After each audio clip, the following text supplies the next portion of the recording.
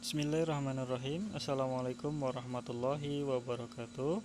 Hai, apa kabar anak-anak? Nah, pada kesempatan kali ini pembelajaran yang akan kita pelajari yaitu materi mengenai interaksi sosial. Materi interaksi sosial ini berada pada bab 2 semester 1. Di materi interaksi sosial ini disusun oleh Ibu Sri Asri Rejeki SPD. Nah, mari kita perhatikan materi interaksi sosial yang akan diisi suaranya oleh Ustadz Roni. Interaksi sosial. Interaksi sosial adalah hubungan antara orang per orang, antara kelompok manusia maupun antara orang per orang dan kelompok manusia. Dalam interaksi sosial, hubungan yang terjadi harus dilakukan secara timbal balik oleh kedua belah pihak. Artinya, kedua belah pihak harus saling merespon. Jika ada satu pertanyaan, maka dia menjawab. Jika diminta membantu, dia membantu. Jika diajak bermain, dia ikut bermain. Dengan demikian, interaksi sosial adalah hubungan yang terjadi antara manusia dengan manusia yang lainnya, baik secara individu maupun secara kelompok. Silahkan kalian perhatikan gambar yang berada di samping. Di sini kita bisa melihat interaksi sosial antara individu dan individu, antara kelompok dan kelompok, serta antara individu dan kelompok. Cakupan materi interaksi sosial. Pertama adalah syarat. Dalam syarat itu terdapat imitasi, sugesti, identifikasi, dan simpati, serta interaksi sosial dalam bentuknya itu asosiatif dan disosiatif. Asosiatif terbagi atas kerjasama, akomodasi, asimilasi, sedangkan disosiatif terbagi antara kontraveksi, kompetisi, dan konflik. Nah, mari kita lanjutkan materi kita di pembahasan yang berikutnya. Mudah-mudahan di materi ini kita bisa memahami lebih dalam mengenai materi interaksi sosial.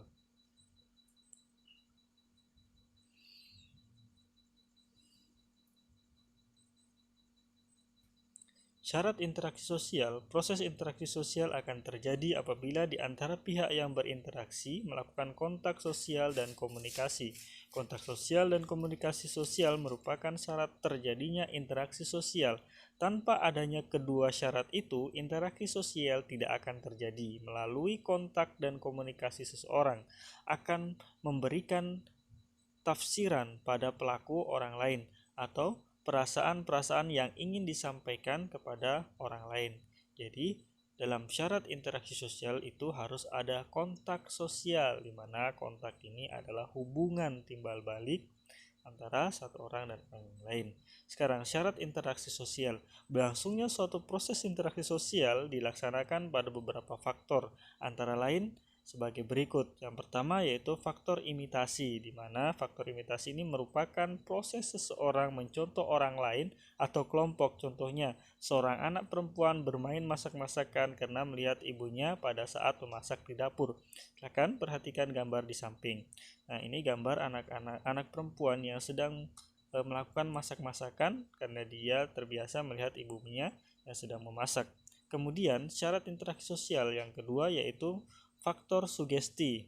Faktor sugesti merupakan pengaruh dan yang dapat menggerakkan hati orang. Contohnya, seseorang pasien yang akan berobat ke seseorang dokter, pasien tersebut akan cepat mengalami penyembuhan. Salah satunya disebabkan adanya rasa sugesti pada dokter tersebut, di mana sugesti ini adalah merupakan penguatan ya, kepada seseorang. Nah, kemudian syarat interaksi sosial yang ketiga yaitu faktor identifikasi, merupakan kecenderungan-kecenderungan atau keinginan-keinginan dalam diri seseorang untuk menjadi sama dengan orang lain. Contohnya, seorang anak yang mengidolakan pemain bola sehingga semua tingkah laku idolanya akan dilakukan. Kita lihat gambar di samping. Ini adalah gambar Ronaldinho dan Ronaldinho yang ada di Indonesia dan yang ada di Brasil. Nah, ini ada kemiripan. Kemudian syarat interaksi sosial yang keempat adalah fakta simpati, merupakan kemampuan untuk merasakan diri seseorang dalam keadaan orang lain dan ikut merasakan apa yang dilakukan, dialami, atau diderita orang lain. Contohnya pada saat ada tenggang kita yang tertimpa musibah, maka kita ikut merasakan kesedihannya dan berusaha membantunya. Nah, kita lihat gambar di samping itu adalah salah satu daerah yang mengalami musibah gempa bumi atau tanah longsor. Nah, kemudian bentuk-bentuk interaksi sosial. Ada beberapa bentuk interaksi sosial dalam kehidupan masyarakat, yaitu sebagai berikut. Bagian A yaitu proses-proses asosiatif. Kemudian di bagian B yaitu proses-proses yang disosiatif. Nah, ini dua bentuk-bentuk interaksi sosial. Mari kita bahas satu persatu. Bentuk interaksi sosial yang pertama bentuk interaksi sosial yang pertama yaitu proses-proses yang berasosiatif. Proses ini terjadi apabila seorang atau sekelompok orang melakukan interaksi sosial yang mengarah kepada sesuatu pandangan. Proses ini terdiri atas 3 bentuk, yaitu kerjasama, akomodasi.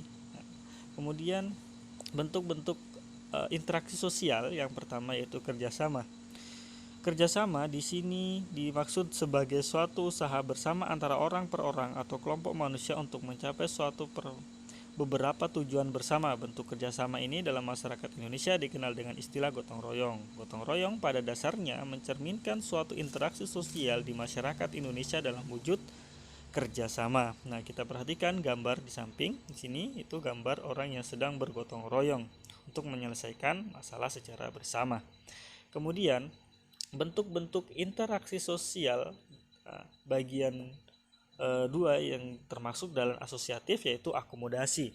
Akomodasi merupakan suatu cara untuk menyelesaikan pertentangan tanpa mengucurkan pihak lawan, tanpa menghancurkan pihak lawan, sehingga lawan tidak kehilangan kepribadiannya dalam melaksanakannya. Akomodasi memiliki beberapa bentuk, yaitu koersi, kompromi, arbitrasi, mediasi, konsiliasi, toleransi, statement, dan adjudikasi. Contoh akomodasi adalah pemaksaan terhadap kaum yang lemah, menyelesaikan PHK karyawan, dan sebagainya.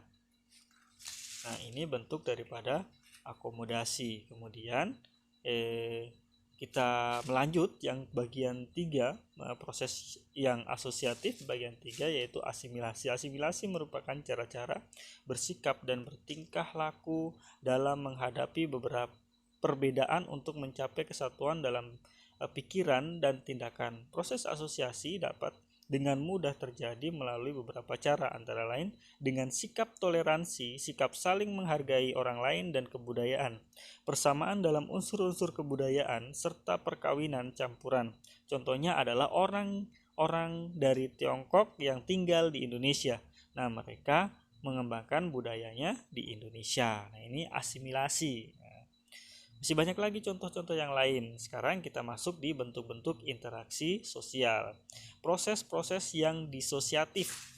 Proses ini terjadi apabila seorang atau sekelompok orang melakukan interaksi sosial yang mengarah pada konflik dan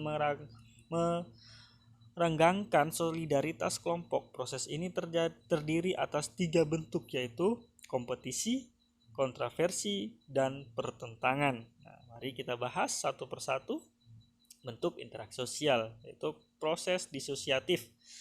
Bagian A, kompetisi atau persaingan. Kompetisi adalah suatu proses individu atau kelompok yang bersaing untuk mencari keuntungan melalui bidang-bidang kehidupan tertentu. Contohnya gelar juara, kesuksesan, sebuah piala, dan hadiah. Nah, kita lihat di sebelah ini ada gambar orang yang mendapatkan juara. Nah, ini masuk dalam kategori kompetisi atau persaingan. Nah, sekarang yang kedua yaitu kontroversi. Kontroversi adalah sikap mental yang tersembunyi terhadap orang lain atau terhadap unsur-unsur kebudayaan suatu golongan tertentu. Kontroversi ini ditandai oleh gejala-gejala adanya ketidakpastian mengenai diri seseorang dan perasaan tidak suka yang disembunyikan, kebencian atau keraguan terhadap kepribadian seseorang. Contohnya, OSIS di suatu sekolahmu mempunyai suatu rencana, tetapi kelasmu kurang setuju terhadap rencana tersebut, sehingga berkembang rasa tidak suka atau benci namun masih disembunyikan. Nah, ini masuk dalam kategori kontroversi. Kita lihat gambar yang ada di samping ini menunjukkan sebuah organisasi OSIS yang ada di sekolah. Nah, kemudian bentuk disosiatif yang ketiga yaitu pertentangan atau konflik. Pertentangan konflik adalah suatu proses di mana individu atau kelompok berusaha untuk memenuhi tujuannya dengan jalan menentang pihak lawan yang disertai dengan ancaman dan kekerasan.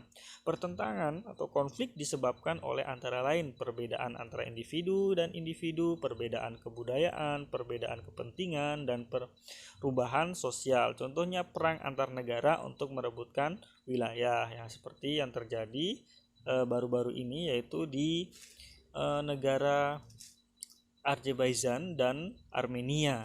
Nah, sekarang pertanyaannya, ada sebuah pertanyaan di sini. Jelaskan pengertian interaksi sosial. Jelaskan syarat-syarat terjadinya interaksi sosial dan jelaskan perbedaan proses interaksi sosial, asosiatif dan disosiatif. Silahkan kalian kerjakan di buku kalian.